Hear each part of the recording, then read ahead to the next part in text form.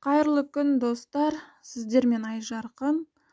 Бүгін біз сіздермен осындай керемет, өте нәзік әрі тез дайындалатын бауырсақтың рецептісімен бөлісетін боламын. Видеоның соңына дейін қарап, комментарий жазып, лайк басуды ұмытпаңыздар.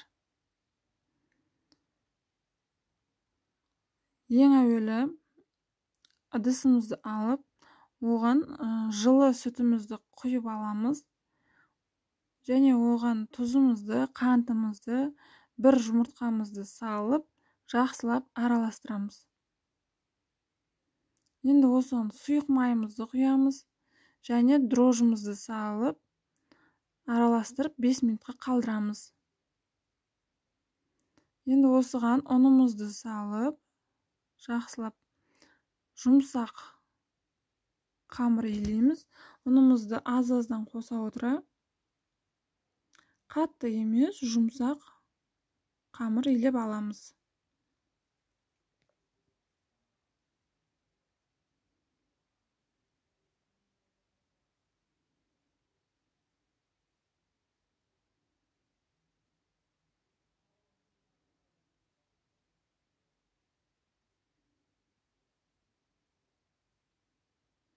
Илеп алған қамырымызды бетін жауып, жылы жерге 1-1,5 сағатқа қамырымыз көтерілгенше қалдырып қоямыз.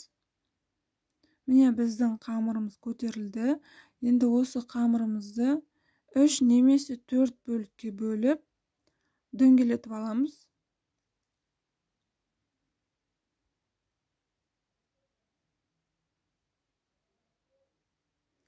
Әр дөңгелегімізді орташа қалыңдықта жайып аламыз. Өз қалауларыңыз бойынша кессеңіздер болады. Мен дөңгелек формасында кесіп шығуды жөн көрдім. Егер сіздер қаласаңыздар, шетінен кесіп пісірсеңіздер болады.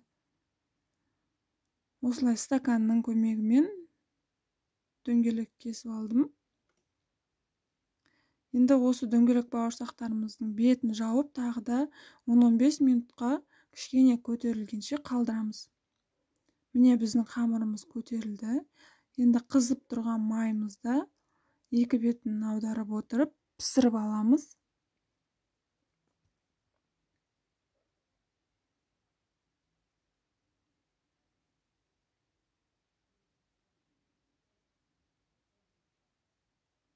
Өте жұмсақ, тәтті бауырсақ болып шығады.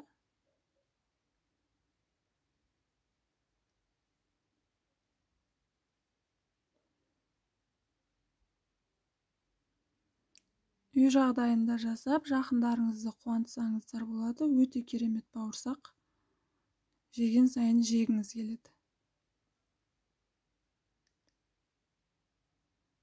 Міне біз барлық бауырсақтарымызды осылай пісіріп алдық. Сіздер де үй жағдайында жасап көріңіздер. Видеоны соңына дейін көргендеріңізге рахмет. Сіздермен болған Айжарқын.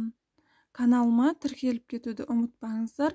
Алдағы уақытта басқа да рецептермен бөлісетін боламын. Сіздермен болған Айжарқын. Қош сау болыңыздар.